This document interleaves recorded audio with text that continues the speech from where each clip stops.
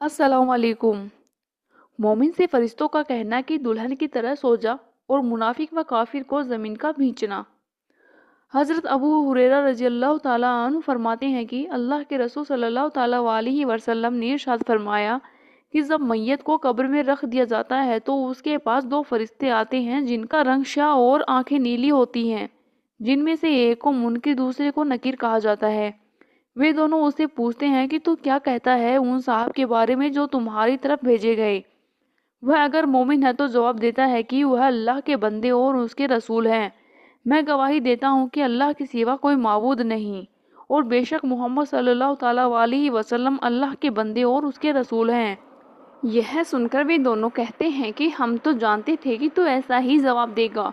फिर उसकी कब्र 70,000 वर्ग चौड़ी कर दी जाती है, फिर रोशन कर दी जाती है। फिर उससे कह दिया जाता है अब तू सो जा। वह कहता है कि मैं तो अपने घर वालों को अपना हाल बताने के लिए जाता हूँ। वे कहते हैं कि यहाँ आकर जाने का कानून नहीं है, तू सो जा। जैसा कि दुल्हन सो जाती है जिससे उसके शोहर के सिवा कोई नहीं उठा सकता, चुनांचे वह आराम से कब्र में रहता है यहाँ तक कि अल्लाह उसे क़यामत के दिन उस जगह से उठाएगा। और अगर मरने वाला मुनाफिक या काफिर होता है तो वह मुनकिर नकीर को जवाब देता है कि मैंने जो लोगों को कहते सुना वही कहा, इससे ज़्यादा मैं नहीं जानता। वे दोनों कहते हैं कि हम तो खूब जानते थे कि तू ऐसा ही जवाब देगा। फिर ज़मीन से कहा जाता है कि तू उसको भींच दे, चुनांचे ज़मीन उसको भींच देती है जिससे उसकी पसलियाँ इधर से उधर चली जाती हैं। फिर वह कब्र के अंदर अजाब में रहता है यहाँ तक कि क़यामत को खुदा ही उसे वहाँ से उठाएगा। इन हदीसों से मालूम हुआ कि ईमान वाले बरखस की दुनिया में इत्मीनान से होंगे और उसके होश व हवास सही रहेंगे यहाँ तक कि उनको नमाज का ध्यान होगा और फरिश्तों के सवाल का जवाब देने में बेखौफ होंगे।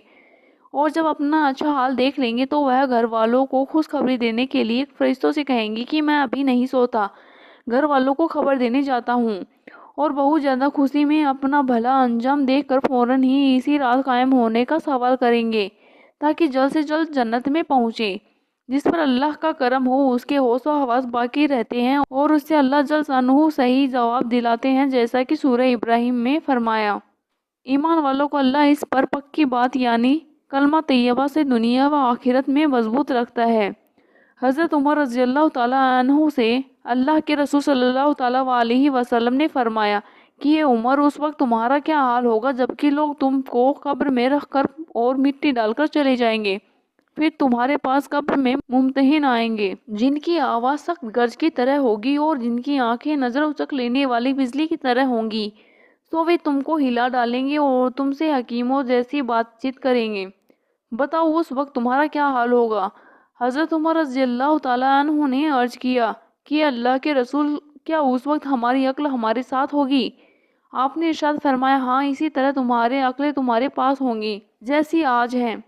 यह सुनकर हज़रत उमर रज़ियल्लाहु ताला अन्हु ने अर्ज किया कि बस तो मैं निमट लूँगा।